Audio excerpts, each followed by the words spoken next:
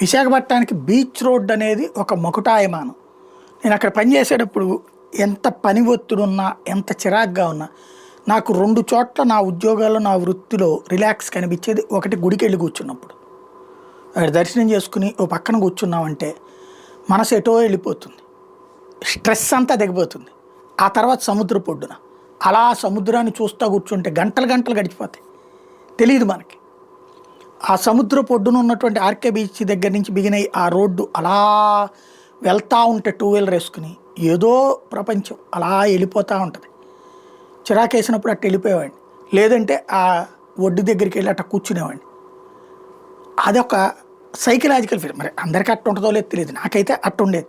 ఇది ఎందుకు చెబుతున్నానంటే బీచ్ల ఏరియాలో అట్లాంటి సిస్టమ్స్ అవసరం. ఇది కూర్చోవడానికి ఇది. ఇప్పుడు ముంబాయిలో తాజాగా 5.25 కిలోమీటర్లు సీ ఫేసింగ్ రోడ్డు వేస్తున్నారట నడవడానికి. అట్లాగే ఈ రోడ్ల మీద ట్రాఫిక్ని ముగ్గు చేసేటందుకు 5.5 కిలోమీటర్లు వెహికల్స్లో వచ్చి కూర్చోవచ్చు. జనాలు విడిగా నడవడానికి అండర్ పాసులు కూడా ఏర్పాటు చేస్తున్నారట. ముంబై కోస్టల్ రోడ్డు పేరుతో అక్కడే జాగింగ్లు చేయడానికి, సైక్లింగ్లు చేయడానికి, వాకింగ్కి అన్నిటికీ తగినటువంటి ఏర్పాట్లు చేస్తున్నట్టుగా ప్రభుత్వం ప్రకటించింది.